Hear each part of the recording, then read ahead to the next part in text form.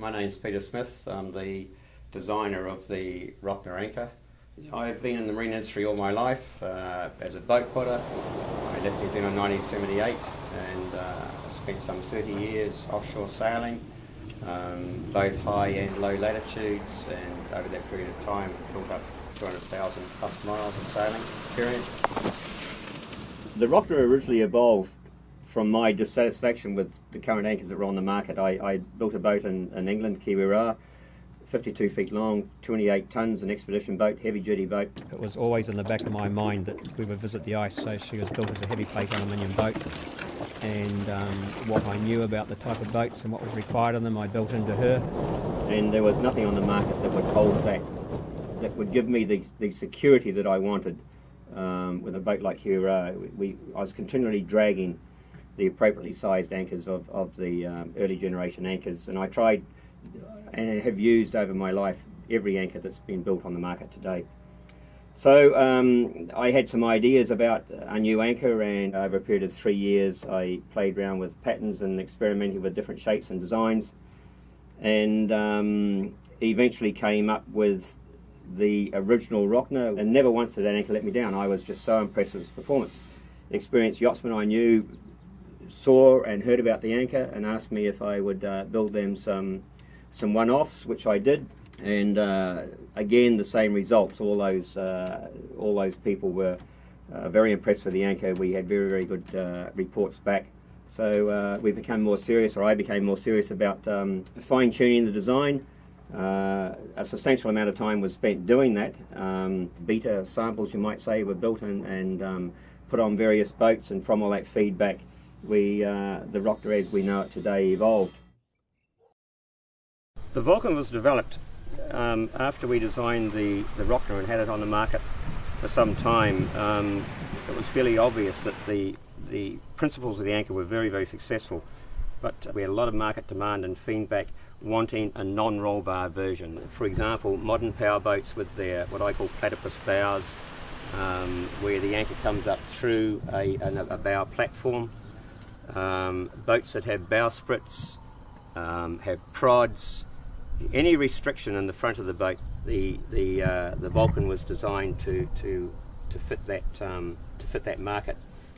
With the older generation anchors that I was using, there were a number of issues which we were able to resolve with the Rocna. Conventional wisdom with the articulating ploughs, for example, would be you would drop the anchor and you would drag it back until it's set. Usually you would drag it between 15 and 20 metres as a minimum, sometimes more, and 2 out of 5 times you would have to pick the anchor up and reset it because it just would not set. And similar sorts of problems, the claw types had a different type of problem. They would set reasonably quickly, but they had very low holding power, and we had what we call a hop and skip situation with them, so you could never rely on them once you start applying a lot of force.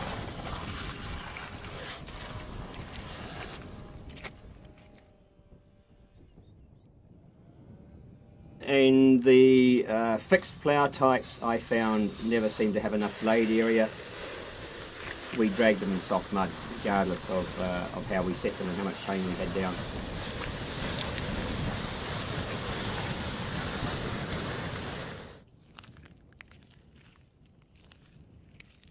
The Rocna resolved all those issues. It was, with the roll bar, it was a reliable set, and that it always rolled into the set position every time, regardless. It doesn't matter what type of bottom we were in. It set invariably within its own length, so it was a very quick set.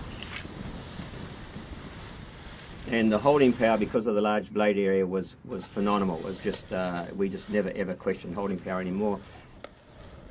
The original Rocna was a complete step up in the anchoring game, and we needed to keep the same features in the Vulcan. We wanted to be able to give to the Vulcan market, or the people that would use a Vulcan, the same characteristics and the same benefits that we got from an original Rocna.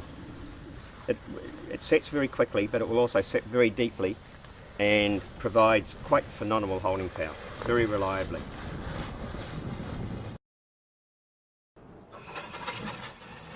The shank has been designed for self-launching. You can see that this shape here, when it's sitting on your bow rollers, in most situations it'll self-launch.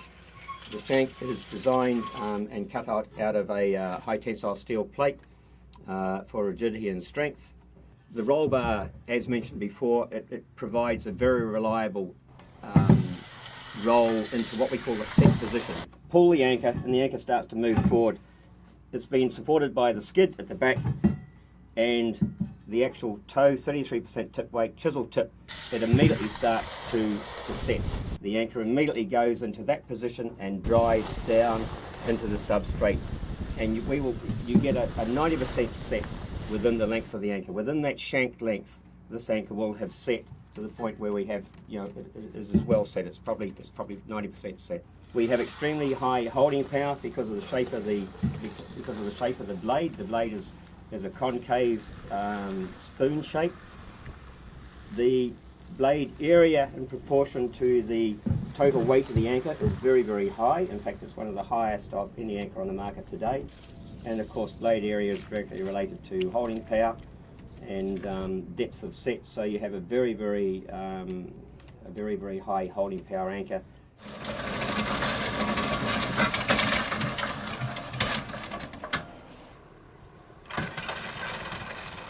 And when I designed the Vulcan, we started out, the original principle of the design was to use the basic blade shape of a Rocna, which was very, very successful. It's one of the most efficient shapes you can use for an anchor in a fluid medium. The challenge was to produce an anchor that would roll as reliably as the Rocna. The Rocna uses the roll bar and it doesn't require dedicated tip weight. We wanted to produce something on a similar vein without the blunt instrument of huge amounts of tip weight. And we finally cracked that with the shape of the shank. As you can see, this curved shape is actually very critical. It's a very sophisticated shape that's been computer enhanced. And we married that with the roll palm on the back of the anchor. Those two work together in such a way that the anchor rolls extremely successfully, almost as well as a Rocna with its roll bar. I was looking to repeat and try and duplicate all the leading characteristics of the original Rocna, which is the leading anchor on the market today. One of the main features is on deployment, the anchor will set very, very quickly, usually within its own length. It sets very hard, it sets very deep, and it will set in all bottom substrates. All those factors combine to produce enormous holding power. Canada Metal Pacific brings a strong quality control background to partner with the stringent design requirements of the Rocna anchor family. Canada Metal Pacific developed strict procedures and processes that control the metallurgy and the dimensions of their products. When Canada Metal Pacific took over the Rocna family of products, they overlaid these procedures onto the anchor production.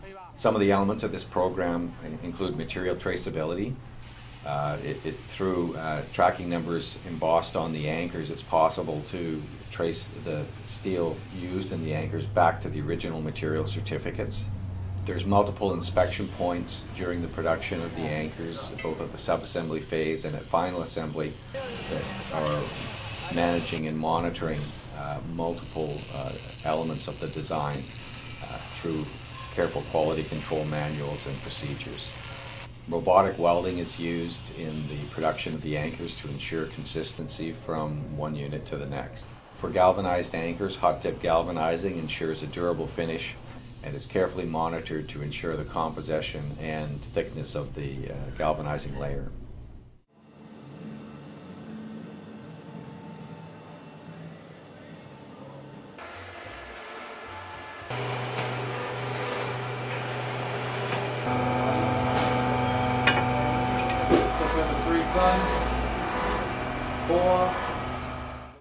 The anchor provides security, provides peace of mind.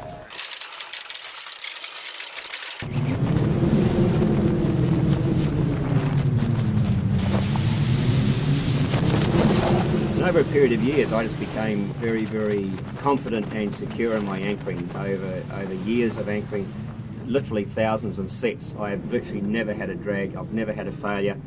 And of course there's always exceptions to the rule, but the anchor is extremely reliable and you certainly feel very secure sitting on it.